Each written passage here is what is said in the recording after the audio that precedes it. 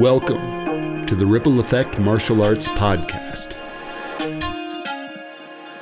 Welcome, everybody, to the Ripple Effect Martial Arts Podcast. We have today with us Dr. Bruno Anthony and Heidi Baskfield.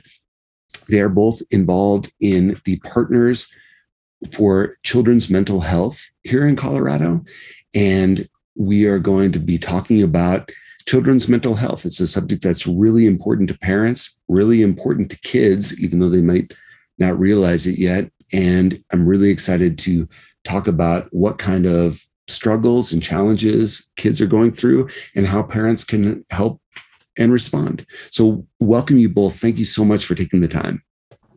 Thanks for having us, Mark. It's great. Yep, it's great. Can we just start with a little background from each of you on how you got into the field of children's mental health? I can start. So, Mark, I'm a clinical psychologist, and really, I'm going to tell you a story about how I got involved, which was that besides the fact that my people in my family were in mental health, but the person who really influenced me most was my mom, who worked as a nursery school teacher.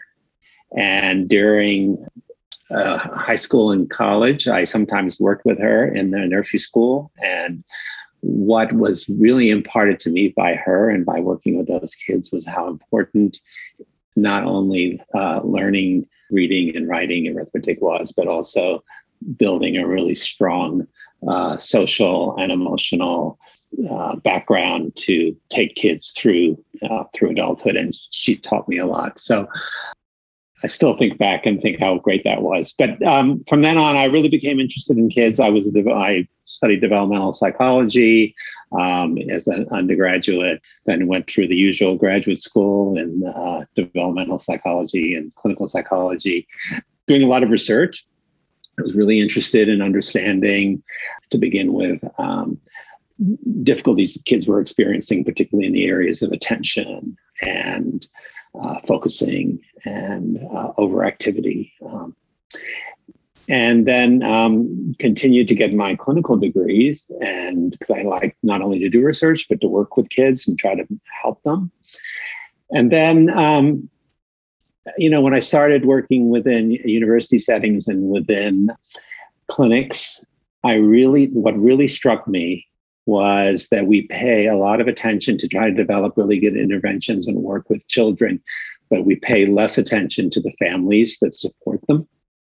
And so from that point on, really until now, I've been really interested in working and figuring out the best ways to work with the whole family to help with the child's problems, and also the stresses and strains that families undergo in helping their children with these kinds of difficult mental health issues. Heidi, what's your background in children's mental health? Yeah, it's a great question. It's hard to follow that act. Dr. Anthony is a real slacker. So I'll do my best. But I love the opening with the story with the influence by Bruno's mom, because I similarly was very influenced by mine. My mother, I'm a Colorado native, and I grew up down south in Douglas County. And my mom at one point was the head of the Douglas County Women's Crisis Center.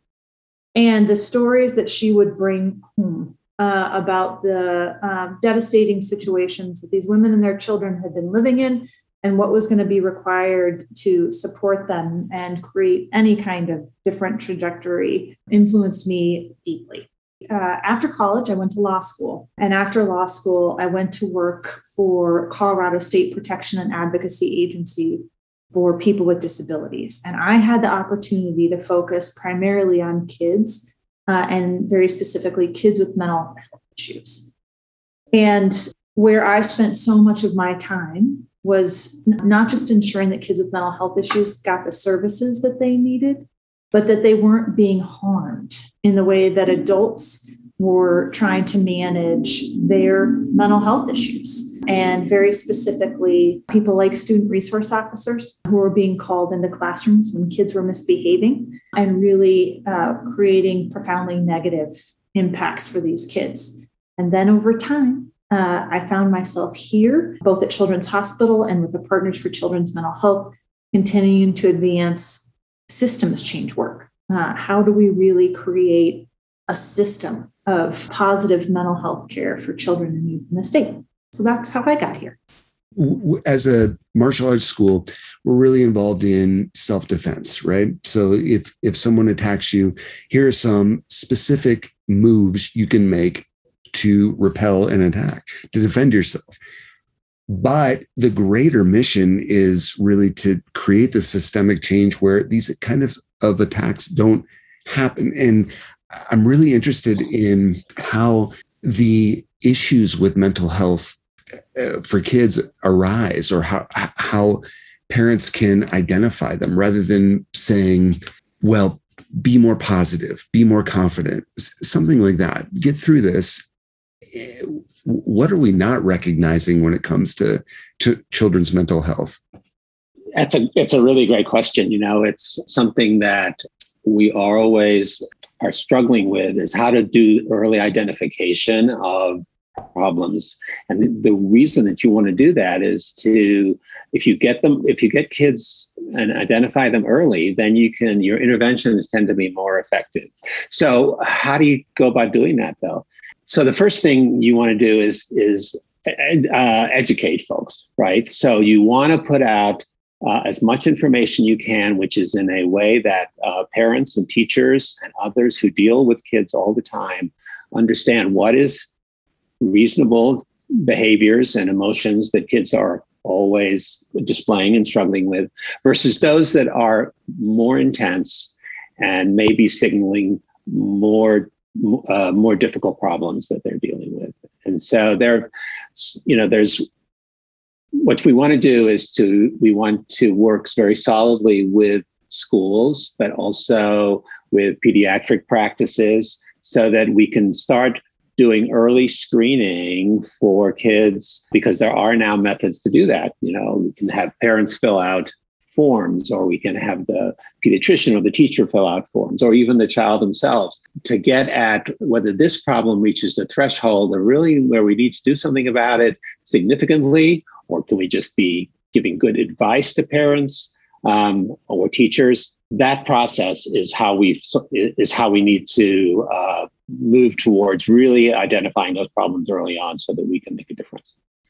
Will the parents respond to recommendations or a sort of procedure if there's an identification that a child is having some real issues with responding to commands or societally or something? Have you found that the parents respond to that and say, I think I understand this and can implement it?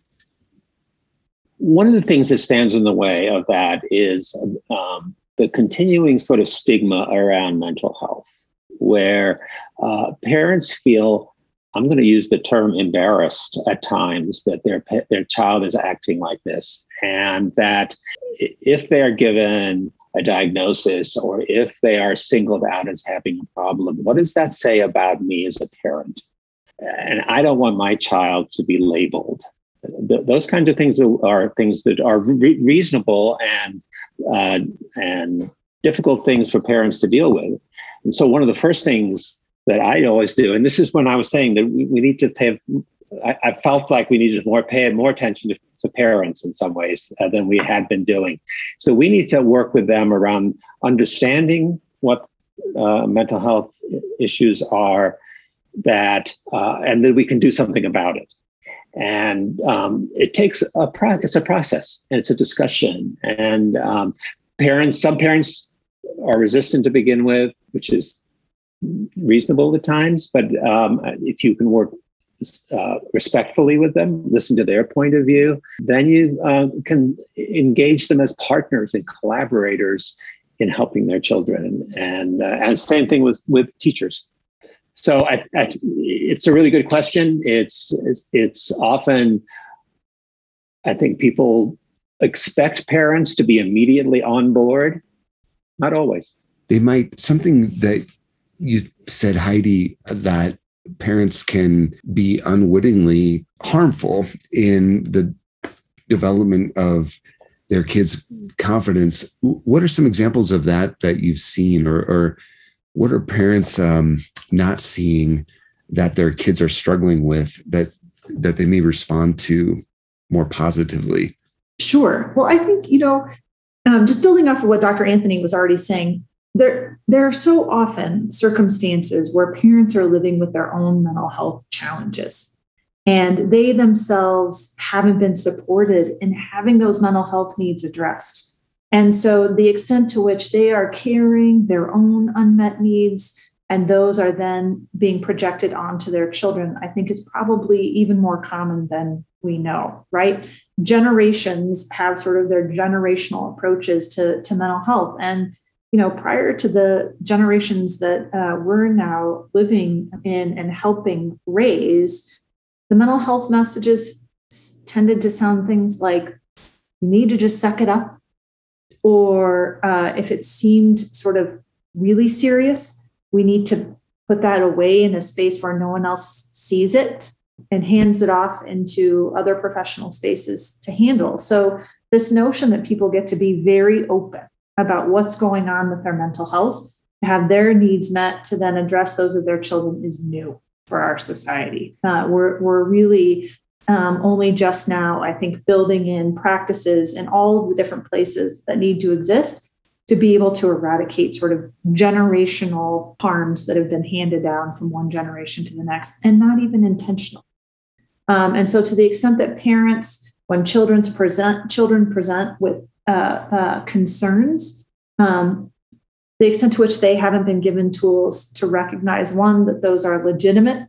And for example, if an adolescent, a teen, is all of a sudden less engaged in their day-to-day life, they're not engaging with peers, they're not engaging with their schoolwork. This isn't a teen being lazy. This isn't a, hey, get yourself off the couch and get yourself out the door. That there's something else here that's worth exploring. To Bruno's point, we have to support parents to be able to support youth. No, I was just going to follow up with and think about teachers as well, because similarly, teachers can often misinterpret behavior like Heidi was talking about, apathy or lack of motivation as just a kid who just doesn't want to learn. But I think what we're trying to do more and more is to sort of educate folks that this is something you need to pay attention to, because it's a problem that it's a behavior that may reflect more deep kinds of problems around depression or anxiety or something like that. So depression and anxiety, and on your website for Partners for Children's Mental Health in Colorado, suicide prevention is a big focus. And what kind of problems or approaches do you take to that level of hopelessness in kids? Or what can other people notice or help with? Right. So I think that what you said, notice, is a very important word, right? So what we have to do, have people who come in contact with kids, whether it's teachers, whether it's parents, whether it's medical providers, whether it's people like you who work with kids a lot. We need to start understanding and being able to recognize those warning signs that might be reflecting some really significant concerns that the child is having about themselves, about their relationships to peers, about their ability to make it in the world, school work, all those kinds of things. So, I think what we have to do is, first of all, make people just aware that don't dismiss those kinds of behaviors you see as something that's going to pass, or don't worry about it now, it'll get better, but really explore it. Ask the child, what's going on? How are you feeling about things? I think, and also do more formal kinds of evaluations, like in a pediatrician's office or at school. In the karate context, in our schools, we have something that's called ABCing students, and it's essentially evaluating progress, motivation, enthusiasm, problems in each individual student. And there are many hundreds, and the instructors do that every evening after a course of classes.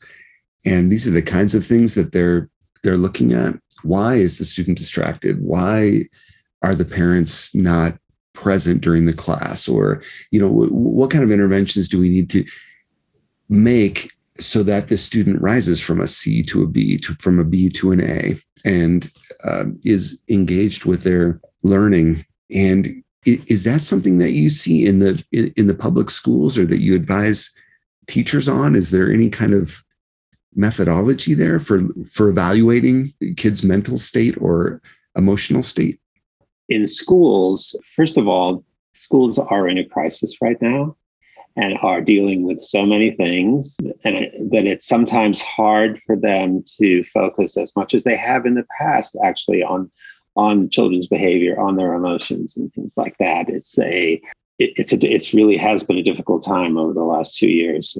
They just haven't had as much contact with kids as they have in the past. Schools have ways that teachers are supposed to bring concerns to counselors, to others about kids and they meet regularly, and they have in the past met regularly with counselors and things to sort of recognize those kids who might be needing some extra help.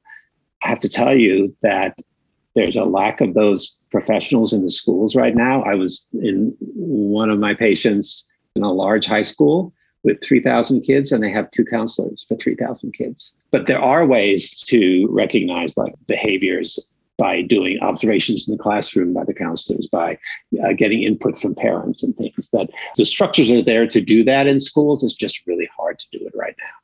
Is there a kind of metric for accomplishment or something in a school, say a straight A student on the one hand and a potential dropout on the other?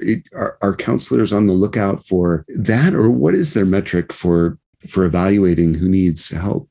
The metric really has to do with a process called the independent educational plans. Those get kicked in after initial evaluations, and that does happen. But again, there's so many kids right now who are sort of needing those things. It's harder to get that kind of help. But there are metrics that schools have in place to identify those kids who really need more help based on the kind of performance things you're talking about, whether it's school grades, whether it's behavior in the classroom, those kind of things. I think that we just really need to address the workforce shortages within the schools around mental health issues right now. And I know that Heidi can probably talk more about that, but there are really good ways to address mental health problems in the schools. There are people who are trained to do in school mental health, having providers in the school and that can provide immediate help for the kids and things like that. But right now we're really struggling with numbers of people who can do that. Coming up through the ranks, Heidi or Dr. Anthony, speak to what course of education basically or experience do people need to provide this sort of help in the school? Mark, what I would tell you is that in addition to what Dr. Anthony was saying with respect to the use of IEPs and 504 plans as ways to measure sort of students' mental health needs, absenteeism, attendance is another way, and then obviously disciplinary interactions. And so one of the things that we're continuing to try to support is to say, where you have kids who are acting out in class, these are so often ways to identify mental health challenges that need to be supported and not always require a disciplinary interaction. And so giving schools and those teachers and staff and coaches the kinds of tools that they need to be able to distinguish when we've got an actual disciplinary interaction versus a series of behaviors that warrant a different kind of support is part of this equation. That's one of the goals of the PCMH, is to provide the kinds of tools and trainings to those in school settings to be able to identify and understand the differences and then understand what the appropriate handoffs are. When Dr. Anthony was talking about workforce shortages, and to your question very specifically, Mark, we need teachers, we need coaches, we need, front desk folks and administrators engaging in things like mental health first aid, and then beginning to layer on additional trainings depending on what their role is in the school. And so it really depends on their role that informs what are the kinds of trainings and where they're going to get the most sort of bang for the buck, if you will, in that space. But this challenge that we are in right now, Mark, is not going to be solved if we just leave it to standard mental health professionals. We need people like you, and we need you and your colleagues to be just as engaged and invested in supporting kids' mental health as Bruno and his psychology colleagues. And so what we're giving by way of trainings and access to those tools is going to be the solution to seeing fewer kids in crisis and being able to be supported in their community settings going forward. I appreciate that you refer to me and Ripple Effect Martial Arts as a partner, because that's really what one of the first conversations I had with Master Greg Macy, who's the founder of Ripple Effect Martial Arts. And when I was exploring black belt philosophy, was he said, not all black belts are the same. They don't meet the same standard. They meet their own. And it is not as if you don't kick this high, you fail. It's a determination between the parents and the instructors and the student. What kind of effort do you have to give, and what is most constructive? And that's always been, I think you also mentioned coaches in the schools. And I remember I was in the 70s and 80s and growing up with these gym coaches that were pretty hardcore. And if you couldn't do the 20 push-ups, you were ousted, kind of thing. And there was some peer pressure. There, people would make fun. And in the karate culture, that does not happen. And it's strictly forbidden. You don't make fun of other people. You help other people. And it's a way that we help try to elevate everyone to become better. And I wonder, for parents raising kids, what do you have to say to them about maybe if they're frustrated, if their kid isn't keeping pace, if their kid seems constantly distracted, if their kid doesn't want to participate? Are there ways to help parents become more informed about what their kids are going through and how to help them? Yeah, I'll start with the short answer, and then I'll let Dr. Anthony, who's the real expert, give the longer answer. But I think it's important to say I'm a mom. I've got a 7 and a 9-year-old, both boys. And I will tell you that the biggest disservice that we do to parents is to make it hard for them to ask for help and to ask questions. And the most amount of support that I need as a parent is not navigating my kid's fever or the occasional bout of diarrhea or vomit. The most help that I need as a parent is understanding how to support my kids' mental health growth and development. And so the extent to which their participation in any activity is helping me navigate that is where I, as a parent and as a professional, welcome the most amount of support. And so Dr. Anthony can speak most specifically about how to navigate those circumstances. But what I would say to you as a fundamental answer is we need to support parents in saying it's okay that you don't know, and it's okay that you ask for help. And here, based on what you're seeing, is where you can go to get those questions answered. Actually, I thought, Heidi, really, that's a lovely answer. And the only thing I'll really add to that is, and I've seen this a lot, and one of the reasons why it's really good to get more and more people aware of behavioral and emotional issues that kids might experience is because often peers of parents, other parents and things, are very powerful in helping other parents understand that these are difficulties and what you can do about it. And it brings to mind, I'll just say, you talk about coaches. My child is my 16-year-old is a baseball player, has played competitive baseball for a long time. And, there have been situations where there have been kids on the team who have done things which clearly are indicating some significant issues that need to be addressed. And what I found was that when, not me, it was other parents who were not professionals said, he just seems really unhappy. I'm just wondering, have you been noticing that? And that conversation can often open up and allow parents to start talking about their concerns, where before they were sort of reluctant, and they're even sometimes maybe reluctant to talk to professionals about it. But I've found over the course of my time and working with parents is that hearing from a peer done in the right way is really powerful. That's really interesting about unhappiness. So there seems to, again, I'm older and come from a generation where there's a emphasis on stricture. Don't complain. Nothing's too hard. You work through this. And then you hear a lot today, not to be political, but about the coddling of a younger generation.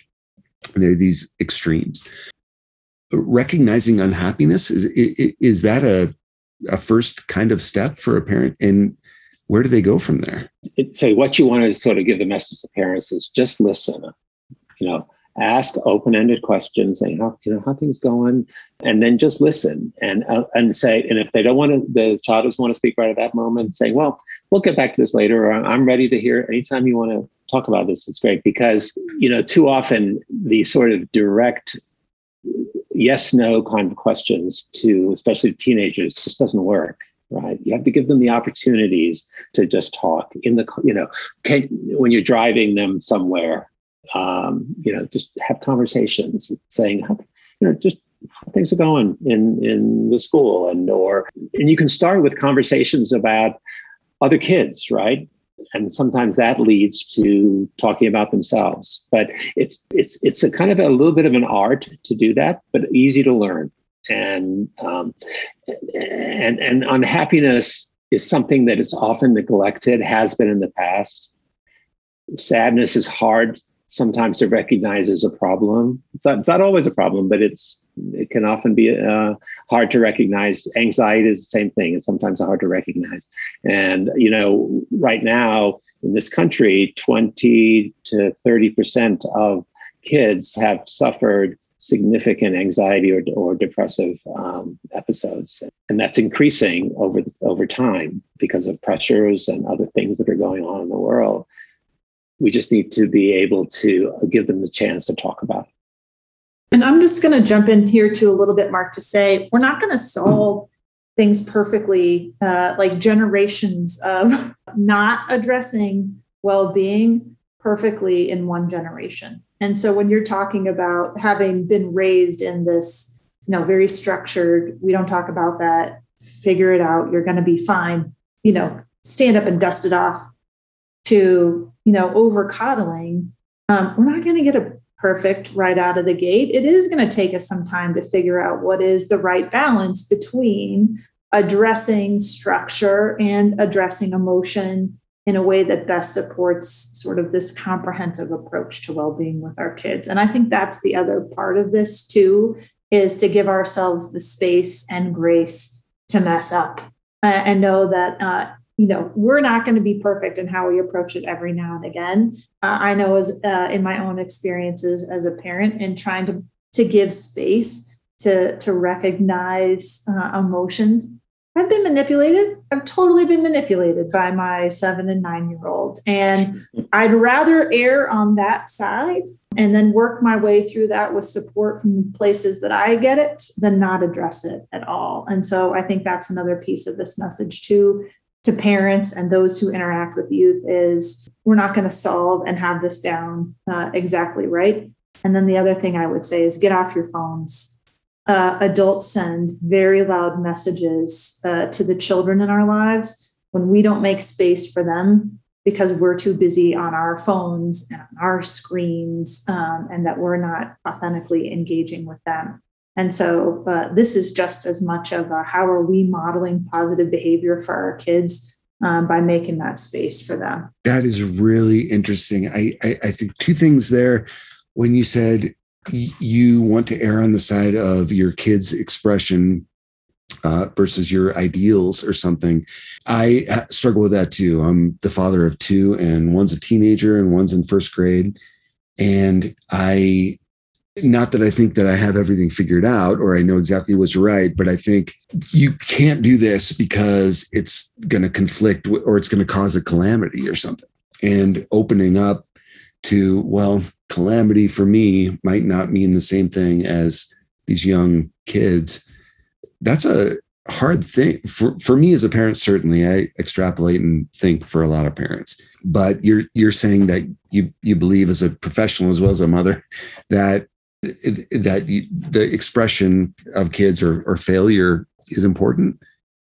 Well, it doesn't mean too that after we talk about our feelings and we address what's going on, that you still don't have to pick up your room. It's not like all the things that we know are also important values get thrown out in the course of having these other conversations. And I can tell Dr. Anthony wants to jump in on that. No, as well.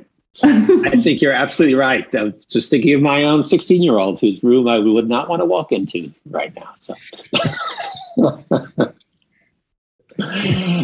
Well, the spirit of, or not even the spirit, I'm sorry to put it that way, but the experience of competition. So you said your son has been involved in competitive baseball. What role does competition play in the development of kids' mental health, and how can it be harmful and helpful? I think that sports is actually a really great way to boost the child's feelings of self-worth and to build social relationships, to get good exercise and be healthy. The difficult part of it is that there are going to be disappointments, right, in sports, and that you're not going to be able to be the starting pitcher or even or the goalie. So in some ways, that also is a positive part of sports, in that you have to deal with disappointment in a very obvious way. And you can talk that through, and kids can realize that, yes, I'm not going to be the goalie, but I have my friend Billy who's on the team, and we really have a great time, and I get to play sometimes, but I also really love being on the team as well. And so there's so much in sports that is a microcosm of life. And I think that it allows all sorts of teaching opportunities, both from parents and from coaches, to support kids in that way. I just feel it's a wonderful outlet and something that should be encouraged for all kids. Thank you for listening to the Ripple Effect Martial Arts Podcast. Find episodes and more at rippleeffectmartialarts.com.